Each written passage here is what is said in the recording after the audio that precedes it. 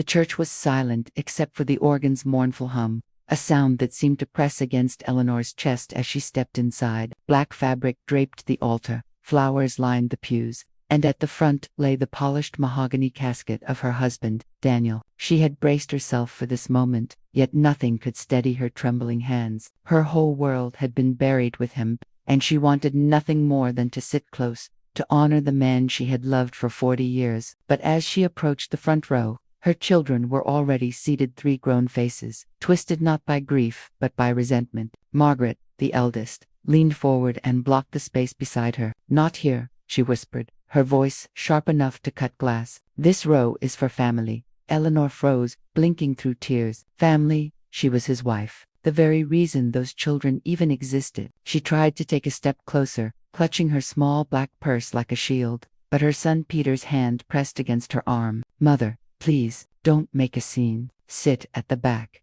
His tone carried more command than comfort. Her youngest, Clara, didn't even meet her eyes. Instead, she murmured to her siblings, "She shouldn't even be here. Everyone knows she drove him to his grave."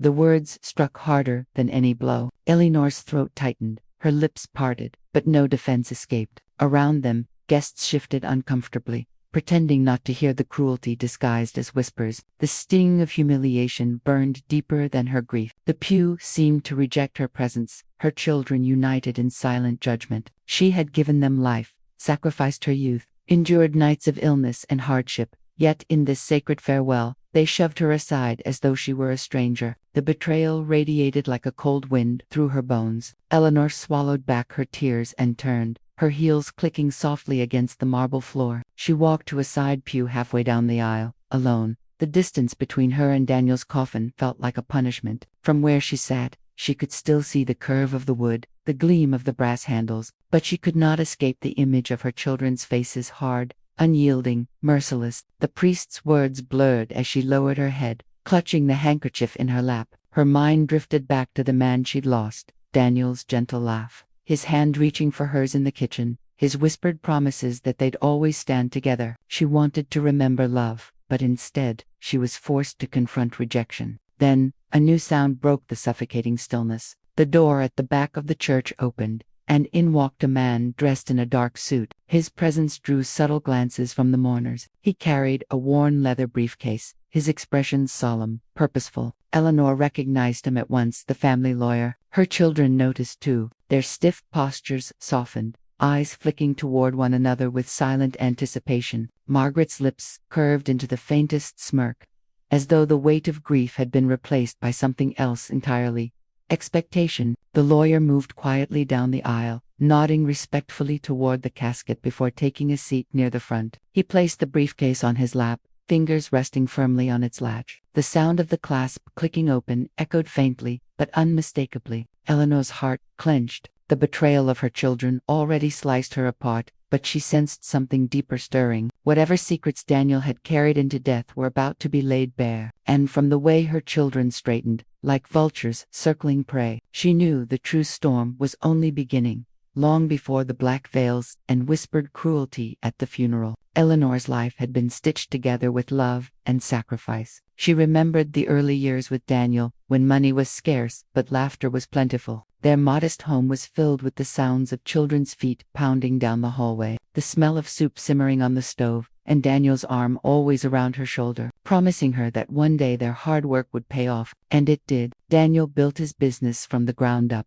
often working late into the night while Eleanor managed the chaos of 3 growing children. She was there for every scraped knee, every fever, every trembling school recital. Eleanor wore the years of sacrifice quietly, never asking for thanks, content to see her children thrive. She traded new dresses for their textbooks, vacations for tuition, her own dreams for their future. But as the children grew older, something shifted. Their laughter became sighs of impatience, their gratitude replaced by entitlement. They measured her worth not by her devotion, but by how much she could give her, how much they believed Daniel would. The turning point came when Daniel's health began to falter. A once vigorous man, he started to weaken under the weight of illness. Eleanor devoted herself to his care, nursing him with the same tenderness she had shown the children. Yet, instead of rallying together, the family fractured. The children began to keep their distance, visiting only when convenient, speaking of their father's condition with a cold detachment that chilled her. Eleanor noticed how Margaret, the eldest, often lingered at Daniel's study,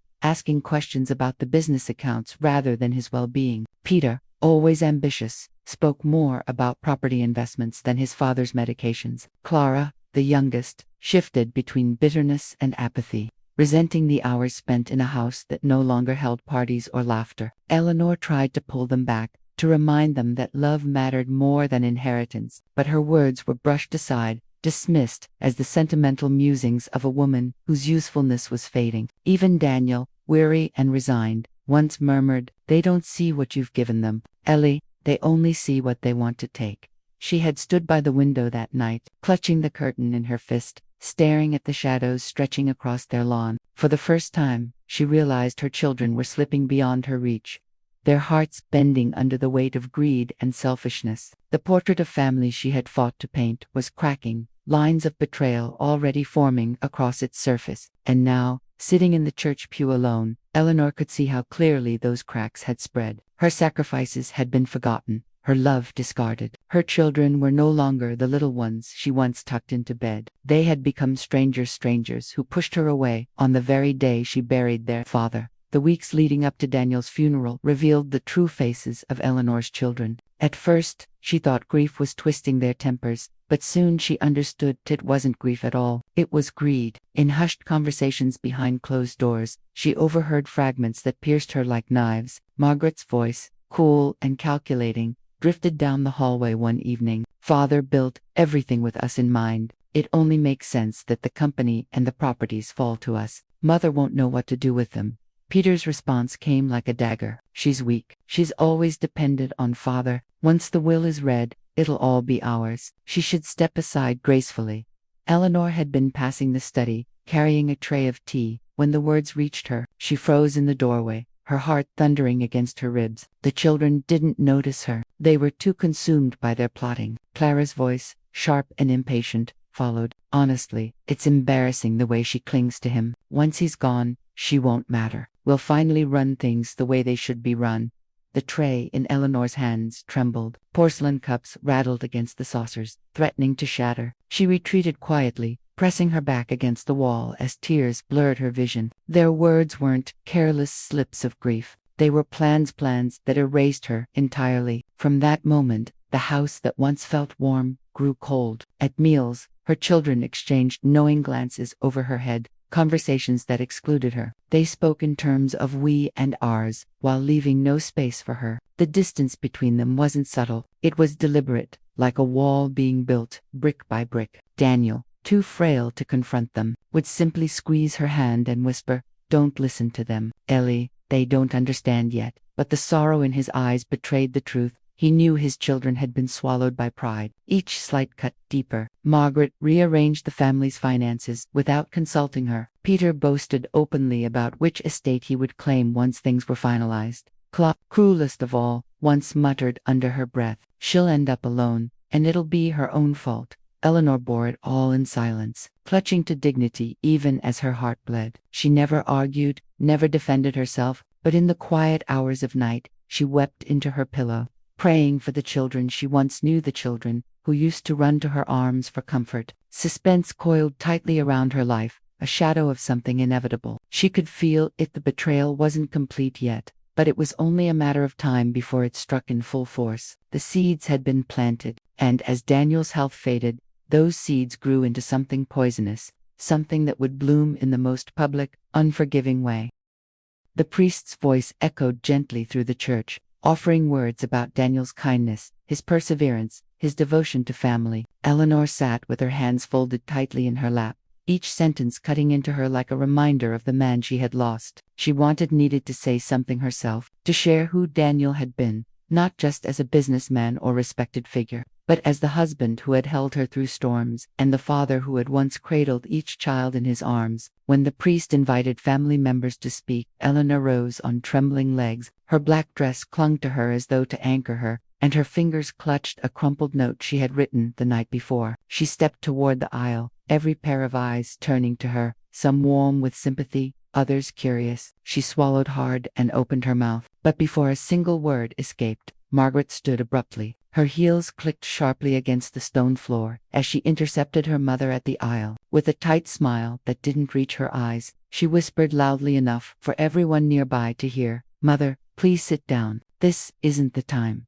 Gasps rippled through the congregation. Eleanor froze, stunned by the audacity. She tried to step past, but Peter rose as well, his tall frame blocking her path. "It would be better if we spoke, Mother," he said, his voice carrying an air of authority. "You'll only upset yourself and everyone else." A murmur spread among the guests. Heads turned, whispers filled the silence. Clara leaned forward from her seat, arms crossed, her lips curling in disdain. "Honestly, she's being dramatic. Father would hate this spectacle." Eleanor's cheeks burned. She wanted to scream, to tell them how wrong they were, but her throat constricted, trapping the words in her chest. Instead, she clutched the note tighter, the paper crumpling against her palm. She looked toward the casket, as if Daniel could give her strength, but all she saw was the reflection of her isolation. The priest shifted uncomfortably, clearly torn. A few guests murmured protests. An elderly neighbor whispered, "Let her speak, she's his wife." But the children stood united,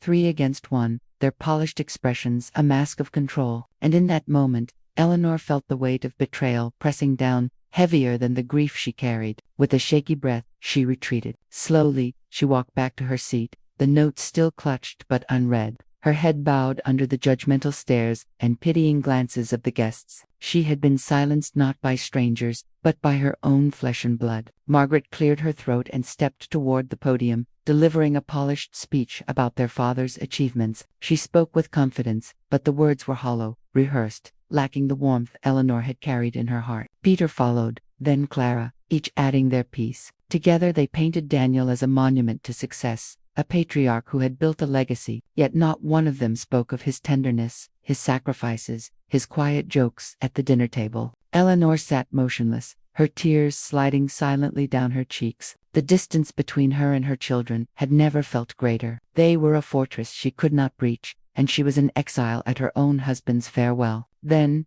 just as the final speech ended and silence returned to the church, a low, deliberate sound broke through, a hem. All eyes turned as the family lawyer, seated near the front, rose slowly to his feet. He adjusted his glasses, placed his hand on the briefcase resting on the pew, and cleared his throat again, louder this time. The tension in the room shifted instantly. The service had ended, but something far more consequential was about to begin.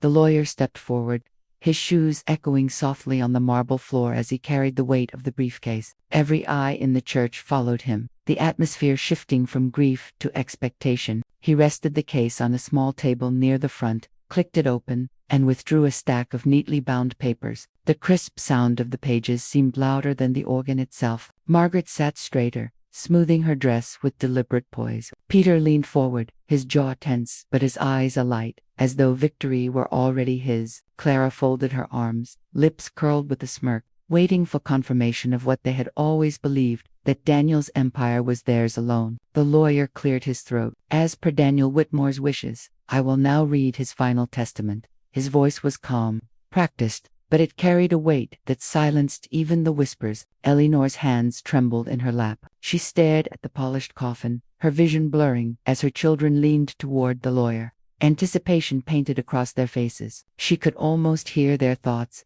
"It's ours, finally, it's ours." The lawyer began, "To my beloved children, I leave my love, my guidance, and my hope that you will one day understand the true meaning of family."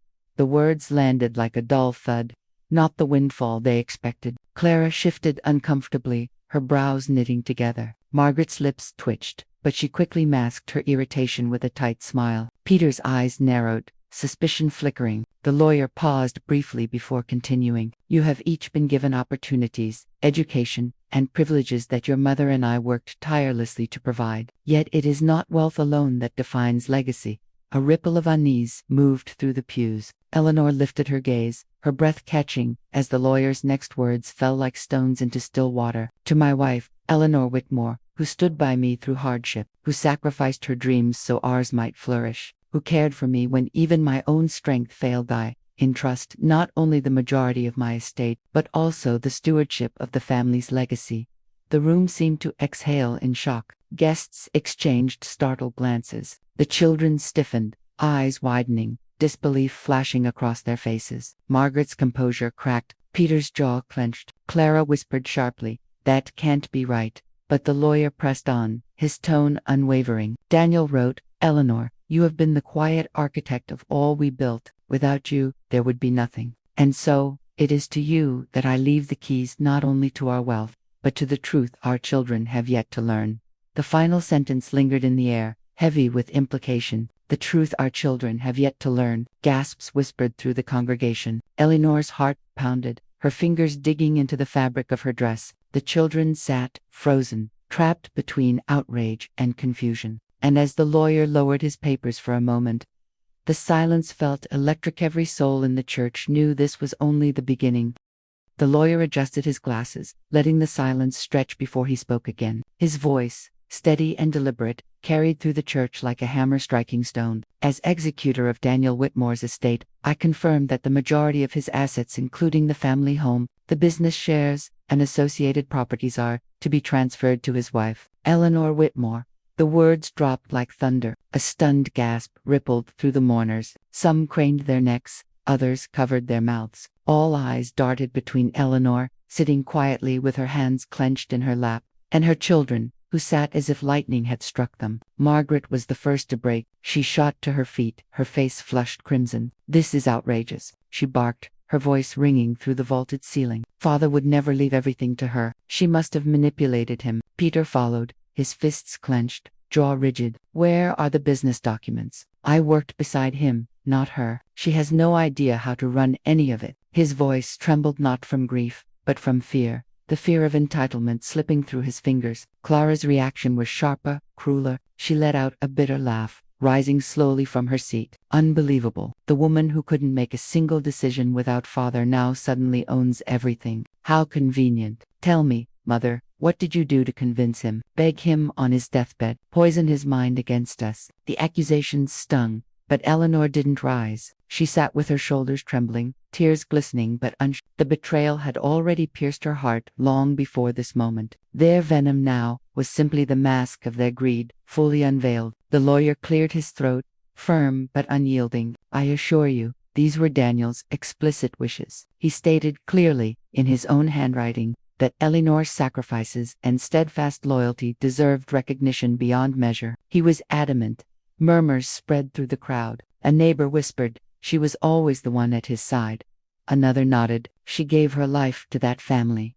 The chorus of voices only fueled the children's outrage. Margaret turned to the guests, her hands raised. "You don't understand. He must have been confused. He wasn't in his right mind at the end." But the lawyer, unmoved, lifted a sealed envelope. "This letter was written 6 months before his passing, when he was in full health and sound mind. It confirms everything. Daniel wanted Eleanor to inherit the estate because he trusted her to protect his legacy from greed." His eyes lingered on the children for a moment too long, and the meaning landed like a slap. Peter slammed his hand against the pew, the echo reverberating like a gavel. "This isn't fair. We are his blood. She doesn't deserve it." Clara leaned forward, venom dripping from every word. "She's not family. She's an opportunist who clung to him until the end." Finally, Eleanor rose. Her knees shook, but her voice, though quiet, carried across the room. "I am his wife. I stood by him when no one else would. If that makes me undeserving in your eyes, so be it. But your father made his choice."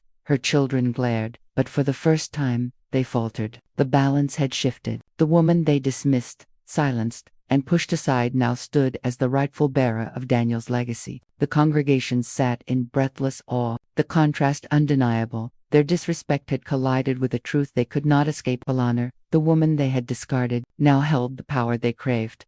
The silence that followed Eleanor's quiet declaration lasted only a heartbeat before it shattered like glass under a hammer. Margaret's voice rang out first, shrill with fury. "This is theft. You've stolen what's rightfully ours. Father must have been manipulated, tricked into this nonsense." Her words echoed, venom dripping from each syllable. Peter stepped forward, his face rigid with rage. "Don't think this will stand. Mother, I'll drag this through every court in the country if I have to. You won't hold a single share of Father's company when I'm finished." Clara sneered, her tone cruel. "You always were pathetic, clinging to Father like a shadow. And now you want to play Queen of the Empire? It's laughable. Everyone here knows you're incapable." Gasps rippled through the mourners at her cruelty, but the children didn't care. They were united in their rebellion, their grief drowned by entitlement. Margaret gathered her coat with a violent tug, turning to the lawyer. "This isn't over. We'll contest this. Mark my words, you'll regret ever reading it aloud." Peter jabbed a finger toward Eleanor. "Don't get comfortable, mother. Everything you think you own is temporary. You'll lose it all." Clara leaned closer, her eyes narrowing to slits. "And when you do, don't expect us to pick up your pieces. You'll be utterly alone."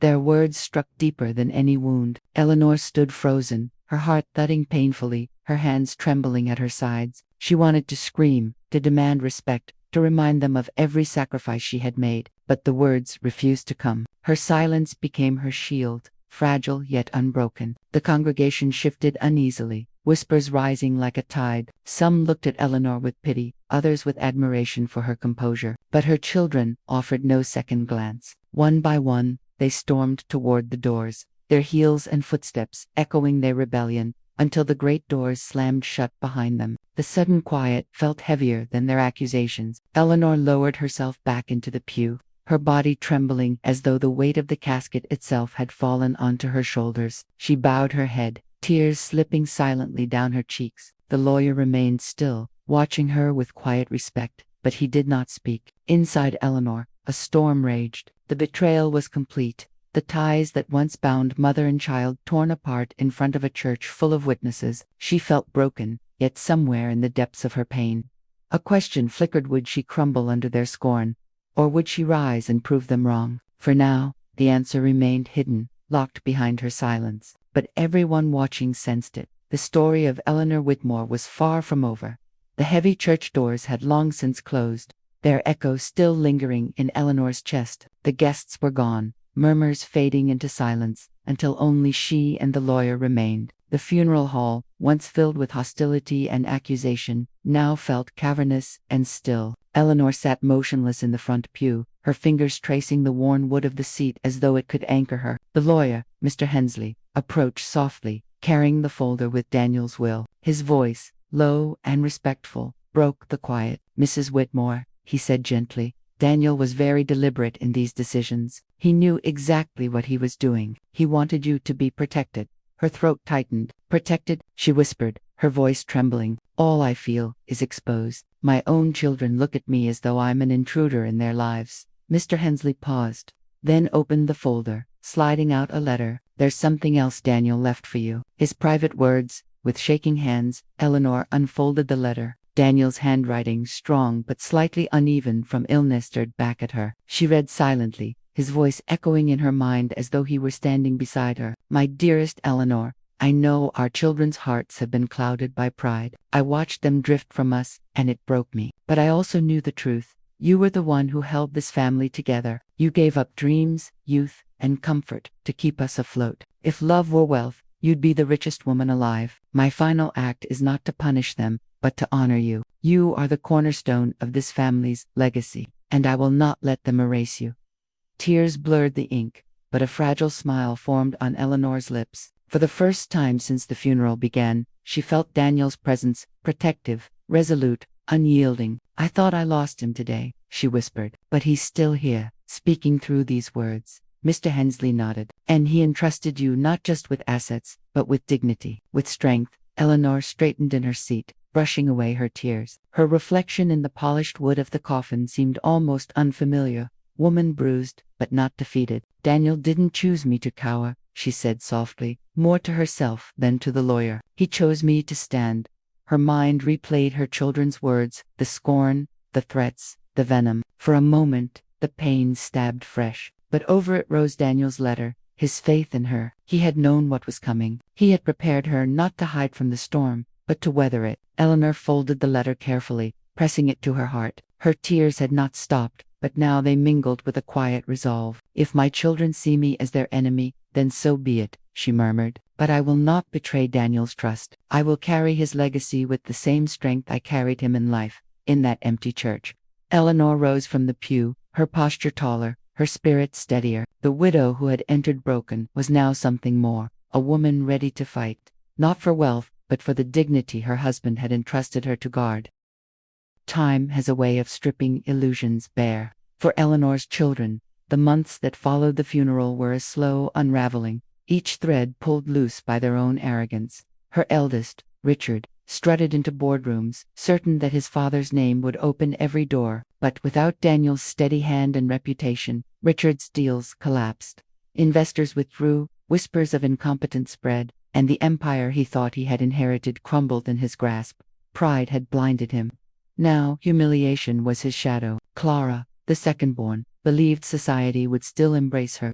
Yet, without the wealth she expected, her so-called friends drifted away. Invitations ceased. Her marriage, once held together by appearances, fractured when her husband realized her inheritance was nothing but air. She found herself sitting alone at grand dinners, the emptiness echoing louder than the clink of her fork. And young Matthew, reckless, entitled, sank, fastest of all. He gambled away what little savings he had, chasing illusions of quick fortune. Soon creditors circled like vultures, and his once carefree charms soured into desperation.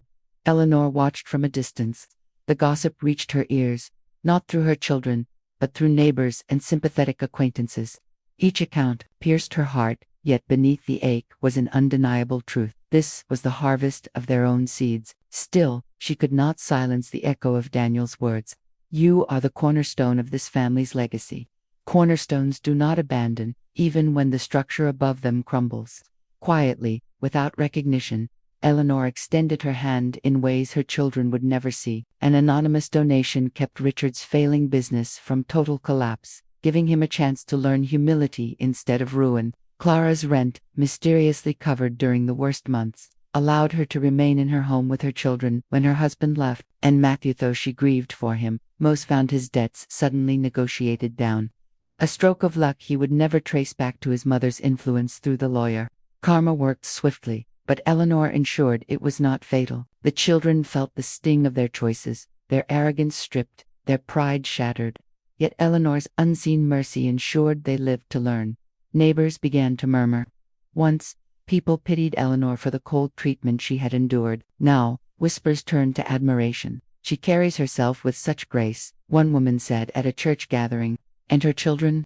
Well, they reap what they sow." The contrast was stark.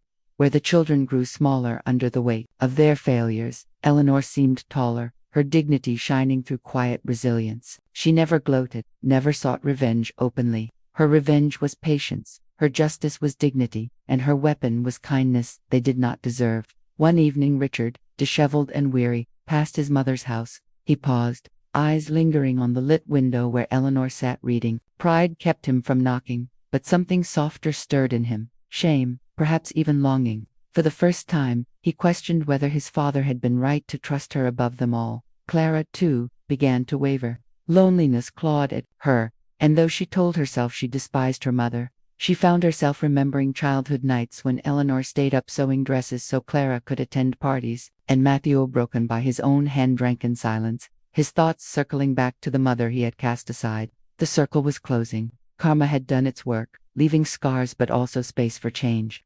Eleanor, though wounded, remained unshaken. She knew the day would come when they would face her again, not with scorn, but with humbled hearts. The seasons shifted, marking time since Daniel's funeral. Leaves that once fell in mourning gave way to spring blossoms, and with them, a quiet change in Eleanor's heart. She had endured betrayal, humiliation, and loneliness, yet she had also discovered a deeper strength within herself. One evening, she sat by the window of her modest study, Daniel's letter resting in her lap. Her children's laughter from years past echoed in memory, mingling with the bitter voices they had used against her at the funeral. She closed her eyes and breathed deeply. "I forgive you," she whispered into the silence. But forgiveness is not forgetting. The children, each scarred by their missteps, returned in small ways. Richard came first, shoulders bowed, words stumbling as he admitted his failures. Clara followed, tear-streaked and softer than Eleanor had ever seen her. Even Matthew,